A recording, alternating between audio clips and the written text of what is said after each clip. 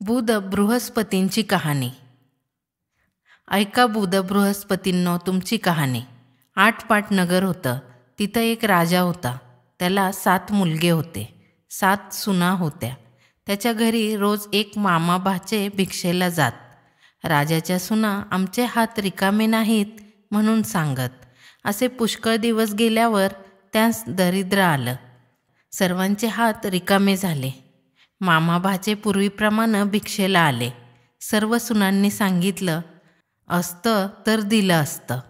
आमचे हात रिकामे झाले. सर्वात धाकटी सून शहाणी होती. तिनं विचार केला, होतं तेव्हा दिलं नाही, आता नाही म्हणून नाही. ब्राह्मण विनमुख जातात. ती त्यांच्या पाया पडली. त्यांना सांगू लागली, आम्ही संपन्न असता धर्म केला नाही, ही आमची चुकी आहे.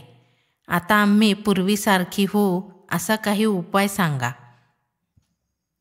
ते म्हणाले, श्रावण मासी दर बुधवारी आणि बृहस्पतवारी जेवायला ब्राह्मण सांगावा. आपला पती प्रवासी जाऊन घरी येत नसल्यास दाराच्या पाठीमागं 2 बाहुली काढावी. संपत्ती पाहिजे असल्यास पेटीवर, धान्य पाहिजे असल्यास कोठीवर काढावी. त्यांची मनोभावे पूजा करावी. अतिथींचा सत्कार करावा, म्हणजे इच्छित हेतू पूर्ण होतात. त्याप्रमाणे ती करू लागली. एके दिवशी तिला स्वप्न पडलं, ब्राह्मण जेवत आहेत. मी चांदीच्या भांड्यानं तूप वाढते आहे. ही गोष्ट तिनं आपल्या जावांना सांगितली. त्यांनी तिची थट्टा केली. इकडे काय चमत्कार झाला. तिचा नवरा प्रवासाला गेला होता. त्या नगराचा राजा मेला. गादीवर दुसरा राजा बसविल्याशिवाय प्रेत दहन करायचं नाही म्हणून तेथील लोकांनी काय केलं, हत्तीनीच्या सोंडेत माळ दिली व तिला नगरात फिरविलं. ज्याच्या गळ्यात माळ घालील त्याला राज्याभिषेक होईल अशी दौंडी पिटविली. हत्तीनीनं ह्या बाईच्या नवऱ्याच्या गळ्यात माळ घातली.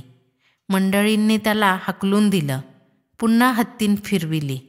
पुन्हा त्याच्याच गळ्यात माळ घातली. याप्रमाणे 3दा झालं. पुढं त्यालाच राज्याभिषेक केला. नंतर त्यानं आपल्या माणसांची चौकशी केली. तेव्हा ती अन्न करून देशोधडीस लागल्याची खबर समजली. मग राजानं काय केलं, मोठ्या तलावाचं काम सुरू केलं. हजारो मजूर खपू लागले. तिथं त्याची माणसं आली. राजानं आपली बायको ओळखली. मनामध्ये संतोष झाला. तिनं बुध बृहस्पतींच्या व्रताची व स्वप्नाची हकीकत कळविली. देवानं देणगी दिली, पण जावांनी थट्टा केली. राजानं ती गोष्ट मनात ठेविली. ब्राह्मण भोजनाचा थाट केला. हिच्या हातात चांदीचं भांडं दिलं. तूप वाढण्यास सांगितलं. ब्राह्मण जेवून संतुष्ट झाले. जावांनी ते पाहिलं. त्याचा सन्मान केला. मुलं बाळं झाली. दुःखाचे दिवस गेले, सुखाचे दिवस आले. जशी त्यावर बुध बृहस्पतींनी कृपा केली तशी तुम्हा आम्हावर करोत. ही 60 उत्तरांची कहाणी 5 उत्तरी सुफळ संपूर्ण.